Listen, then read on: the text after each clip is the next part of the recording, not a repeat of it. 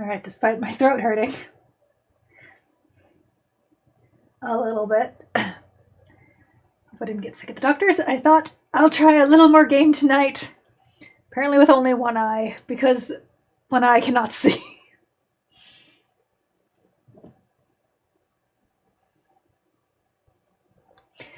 But what were we doing?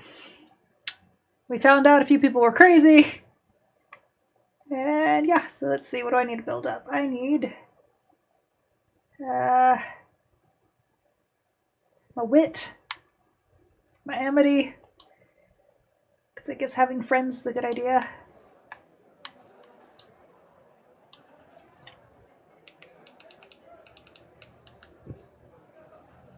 The game sounds very low.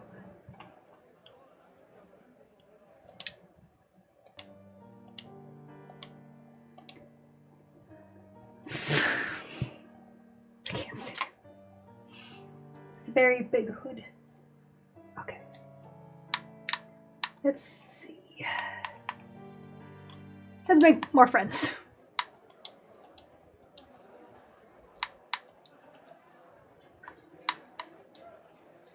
I need all the friends. Okay. Man, of course it gets all gloomy now that I'm out of bio class.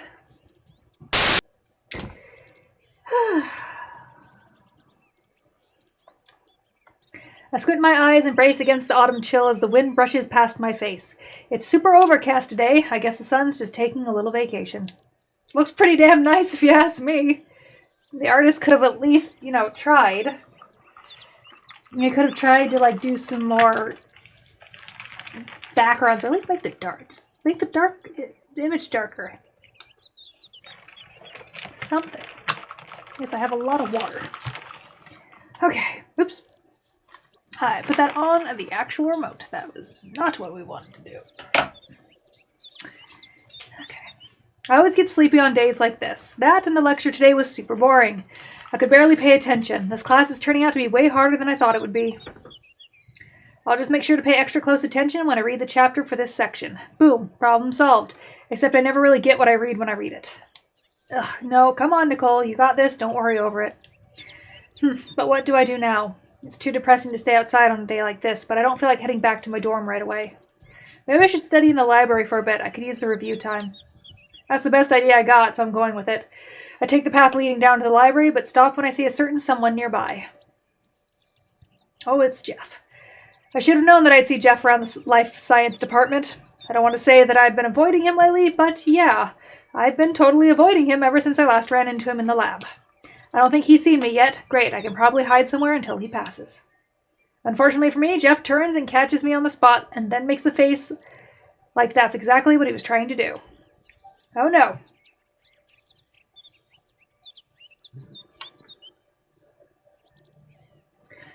Oh no, he can't be looking at me for me, can he? Looking at for? Can he? Nicole, I've been looking everywhere for you. I can't even run or hide because that'll look totally obvious. The way Jeff comes over towards me really creeps me out. He looks normal, but his friendly smile and hand held over his head, but when you know what I know, then you'd know that's anything but normal for Jeff. Oh, hi, Jeff. Jeff, hi. Jeff, oh, Jeff, hi. I try forcing myself to smile and look natural. Be more natural than I am. I have no idea how Jeff does this so easily. I can barely keep myself from cringing as he stops in front of me. You wouldn't happen to be busy now, would you? I want to talk to you about something. Here's where I ask myself, is he telling the truth, or am I going to be in big trouble right now? Best to play it safe. Actually, I was going to go to the library to study. Sorry. I hastily try to get around Jeff, but he quickly steps to the side, blocking my way. Oh, that isn't a problem, Nicole. I can wait. He steps closer, and his smile looks more unsettling now that it's close to my face. I can wait as long as it takes for you to talk to me. I think he's trying to say he's not going to leave me alone until then. Man, my luck. You know what? I changed my mind. I can study later. My laughter comes out scared and nervous. Oh man, someone help me. What does a girl have to do? Use Morse code? Actually, bad idea. I bet Jeff knows Morse code. Glad to know that. Now, if you don't mind following me. Jeff waves a hand over his shoulder and leads me away out of the public. I won't lie. Going somewhere with no eyewitnesses makes my hair stand on edge. Once we... I see you brought your cow's ear in here. Yeah, you did. Yeah, that's your cow ear. You should eat it. It's been on the floor for like 3 days. Once we'd walked a good deal away from the people around us and... What is it, Boo-Boo? No, you can have it. You can eat it. You can eat it. I don't want it. Once we walked a good deal away and the people around us thin out into occasional passerby, Jeff lets out a huge, tired sigh. Ugh, exhausting. He tilts his head from side to side, stretching out any kinks in his neck. Forcing yourself to speak such drivel becomes exhausting like you wouldn't believe. You wouldn't happen to have a throat lozenge, would you? I might have a cough. Save it. That was a test and you managed to pass. I'll note that you're always prepared, Nicole. A great start. Thank you for licking my foot. What are you so excited? Ow! You stepped on my foot. What are you so excited about? Get Duncan here on. What are you so excited about? Do you just need pets? Do you just need attention? Do you need all the attention? They can see your nose on the camera. They can see your nose. Start to what? Oh, we'll see. I can feel my stomach churn as Jeff starts snickering under his breath. Whatever he has planned doesn't sound like it can end well for me. He leads me into a dorm, one of the nicer and more modern ones, like mine. It's a few halls and past some doors later that we finally stop at a room. This is your room, I'm guessing? Correct. Please tell me you forgot something and we're just picking it up on the way. I could, but it'd be a dreadful lie. And Nicole, you of all people should know that I do enough of dreadful lying on a daily basis. Okay, so you bring your cow's ear. No, stay. You bring your cow's ear. I shouldn't be bending like this. And then you come over here and you lay down. Well, take the ear. Eat the ear. Get it off my floor after 3 days. That would be great. Okay. Jeff takes the key out of his pocket, sticks it in the knob. Because I just had a conversation with someone about knobs. And twists it. He pushes the door open. Okay. And heads on in. Close the door after you. I do so, even if the thought of being in confined space with Jeff makes me completely uncomfortable. The inside of this room is surprisingly normal, like your average student's. There are 2 beds, so you must share with a roommate. The 2 desks shoved to the very back, complete with bookshelves built into the unit. Just like your fucking room! Books with spines bearing technical medical titles are stacked neatly in place on the walls, or a few diagrams of the human body. One poster has the entire layout of the muscular system.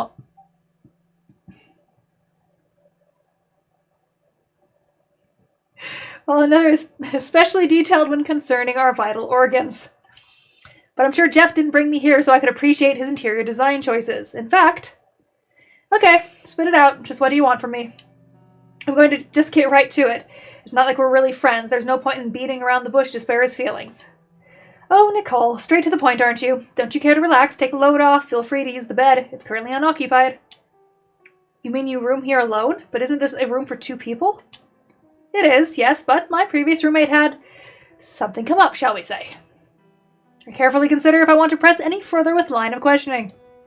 Geez, Jeff, do I want to know what you did to him? Nothing illegal. I may have capitulated on his fear of spiders, but really, who pays attention to details such as those? The poor guy. I sigh and plop down on the opposite bed like Jeff suggested. I'm kind of digging the dark blue star pattern sheets. There better not be any spiders under there, though. Anyway, back to what you were saying before. You wanted to talk to me. Certainly, this is true. Jeff paces the room, marching back and forth over the multicolored rug in the middle. Who have you told? Told? I frown at him angrily. You mean about you? Yes, exactly. Who have you told? Who am I going to have to watch out for now? It's been a while. I'm sure you've spread the news among the masses. I don't know what made you think I'd squeal, but I haven't told anyone, remember? Like I promised. I crossed my arms, offended. I can't believe you thought I'd tell. Oh, hush, like you wouldn't think the same thing. To have me in such a compromising position would grant you unlimited ammo to hold over my head. And yet you say you have not taken advantage of this at all. Jeff stops and looks at me, his chin tucked in his fingers. If I believe you, and I should since you show no signs of lying, then I may very well have been right about you, Nicole. What do you mean? What did you think about me? That you're perfect. Heh, what is he getting at here? Are you hitting on me? Jeff sputters as he laughs. No, that is not what I meant. Yes, you are perfect, Nicole. The perfect assistant, that is. I should have known if he was flattering me for the sake of being nice. Wait, you think I'd make a good assistant? Did I even hear that right? I must have because Jeff nods enthusiastically at me. Certainly, you fit the 3 criteria necessary to be. Jeff holds up a finger. Numerides? Number 1. I don't do German. Cringe from how loud Jeff shouts. Is that German? You must know about the true genius that is Jeff Ryan. Okay. Though it started as an unfortunate incident, I now see you are overhearing me, and now see how you overhearing me can work to my advantage. Jeff holds up 2 fingers, and I quickly cover my ears. I must deem you to be of adequate competence. You haven't told anyone my secret, which contributes points to your favor. I also believe you possess above average intelligence, if not higher. Thank you, I think? That sounds like the closest I'm ever going to get as a compliment from Jeff. And what's number J? I don't know. Jeff lower jaw hangs slack as I stop him from shouting for the last time. He raises his eyebrows, impressed. I was getting to that. You must be obedient to each and everything I say. Oh, bitch, no. Whoa, let's stop it while we are ahead, shall we? I cross my arms in front of my chest. Now you have a problem. What makes you think that's me? I'm not listening to you just because you tell me to. Oh, I think you will, Nicole. Jeff buffs his nails against his shirt and brings them up to observe his handiwork. I gotta say, doesn't work very well. Remember what I said about influencing Garver? It works both ways. I'd take as much of it as a snap of my fingers to have him fawning over you like his favorite student. It's quite feasible for me. Well, aren't you awfully sure of yourself? Though maybe he has a good reason to be. Ugh, I hate how tempting this idea is. If Jeff gets me on Garver's good side, that could mean an easy ride to an A for his class. I can see you're still unsure about this, so what if I metaphorically sweeten the deal for you? If you're interested, I could work my connections and find a part-time position for you here at the lab. Mind you, you'd most likely be the cleaning lady, but as they say, money talks, no? It certainly does. I can't help it. Girl wants to make bank. You could really do that? Bark like a dog and I'll consider it. Hey, you're the one who wanted to sweeten the deal. I was, but now I decided to make you bark like a dog as well. I'm kidding, by the way. I groan, nearly falling to the floor in relief. Jeff seriously doesn't know when to quit with his terrible jokes. And if I say no to all this, you won't try to turn Garver against me, right? Too much effort for something so vindictive. I'd only do so the moment my secret spilled from your lips.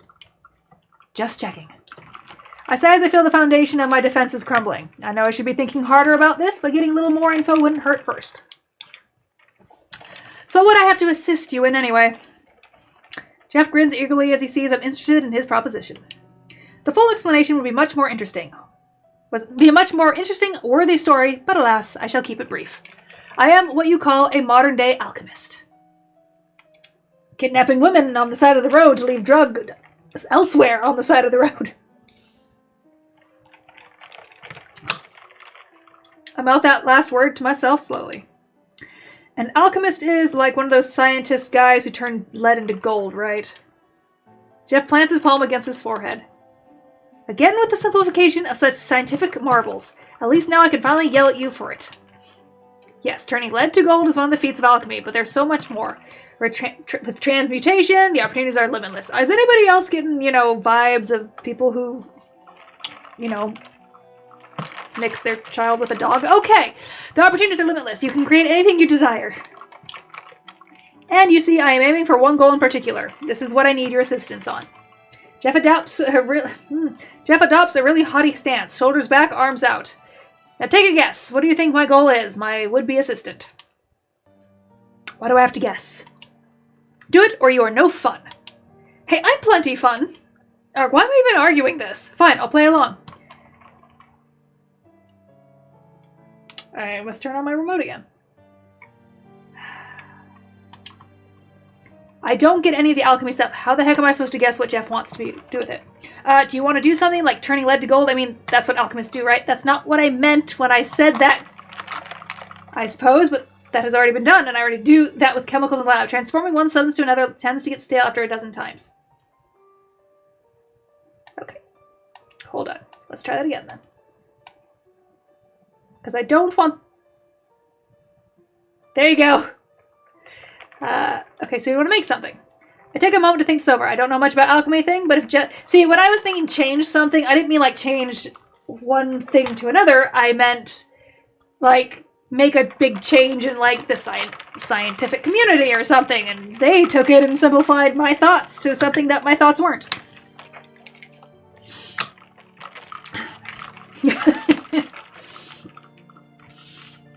Take a moment to think this over. I don't know much about alchemy thing, but if Jeff's interested in pharmacology, which is about making medicine, is your goal to create something?